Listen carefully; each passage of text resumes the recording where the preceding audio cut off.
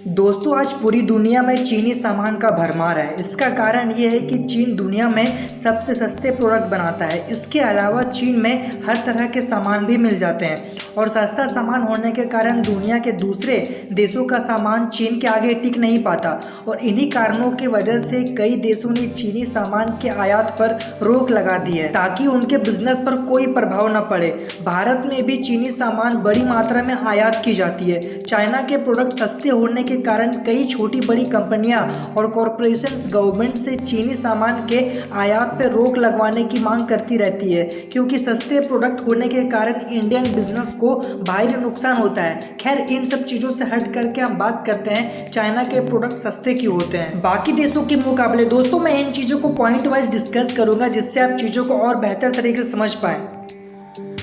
Labours, किसी भी goods के प्रोडक्शन में सबसे बड़ी इन्वेस्टमेंट जो होती है दोस्तों वो होती है लेबर्स की, यानी लेबर्स पे आने वाला कॉस्ट। महंगे लेबर्स होने के कारण किसी भी गुड्स की इन्वेस्टमेंट बढ़ जाती है या फिर यूं कहें तो उसका खर्च बढ़ जाता है। लेकिन आपको जान के हैरानी होगी कि चीन में काफी सस्ते दरों पे लेबर्स मिल जाते हैं बाकी देशों के कंपेयर में दोस्तों। इस कारण से वहाँ लेबर्स सस्ते दरों पे मिलने के कारण प्रोडक्ट्स की कीमतें भी कम हो जाती है। तो क्या चाइना में सस्ते लेबर्स का मिलना ही यही एकमात्र कारण है? नहीं दोस्तों, हाल ही में एप्पल के सीईओ के साथ एक इंटरव्यू में पूछा गया था कि एप्पल इतनी बड़ी कंपनी चाइना में ही इसके पार्ट्स क्यों बनवाती है, तो इसके जवाब में एप्पल के सीईओ ने काफी ऑनेस्ट रिप्लाई दिया दोस्तों।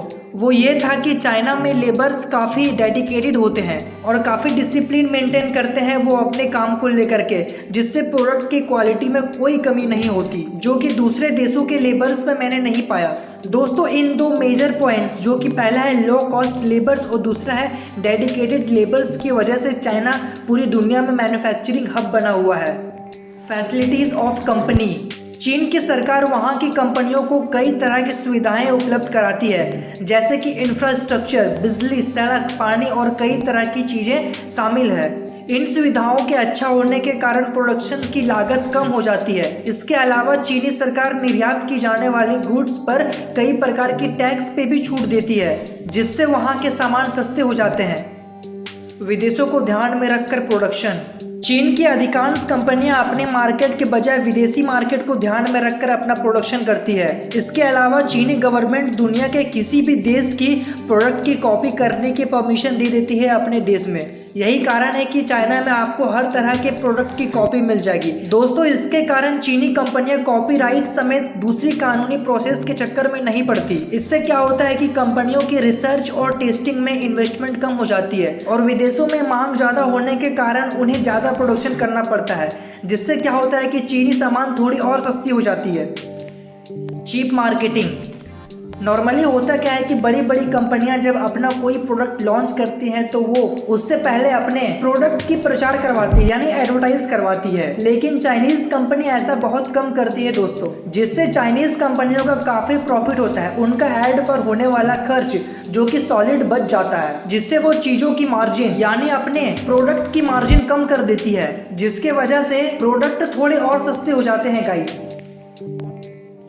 ऑनलाइन सेल्स, दोस्तों आपने कई बड़ी कंपनियों के ऑफलाइन स्टोर्स तो देखे ही होंगे, लेकिन चाइनीज कंपनियां अपने ज़्यादातर प्रोडक्ट को ऑफलाइन के बजाय ऑनलाइन सेल करना पसंद करती है, जिससे उनके डिस्ट्रीब्यूटर्स और रिटेलर्स का खर्च बच जाता है और उनकी इन्वेस्टमेंट भी कम लगती है, जिससे चीज़ों की रेट बहुत हद तक कम हो जाती है। यानी ये जो चेन है जो आप स्क्रीन के ऊपर देख रहे हैं, CNF, एजेंट, डिस्ट्रीब्यूटर, रिटेलर, इसके ऊपर होने वाला सारा इन्वेस्टमेंट कंपनी का बच जाता है, जिससे चीज़ों की रेट बहुत हद तक कम हो जाती है। यही कारण है कि वो ऑफलाइन के बजाय ऑनलाइन सेल्स करना पसंद करते हैं गाइस। टैक्स सिस्टम, चाइना अपने देश में एक्सपोर्ट होने वाले सस्ते प्रोडक्ट पर टैक्स नहीं लगाता, जबकि इंपोर्ट होने वाले प्रोडक्ट पर टैक्स लगाता है। तो टैक्स की वजह से प्रोडक्ट भी सस्ते हो जाते हैं, क्योंकि टैक्स पे खर्च होने वाला पैसा कंपनी का बच जाता है। जबकि इंडियन गवर्नमेंट की बात की जाए तो इंडियन गवर्नमेंट कंपनीज के ऊपर हर एक प्रोडक्ट के ऊपर अच्छी खासी टैक्स वसूलती है, जिससे प्रोडक्ट की मार्जिन कम नहीं हो पाती और चीजें और महंगी हो जाती है दोस्तों।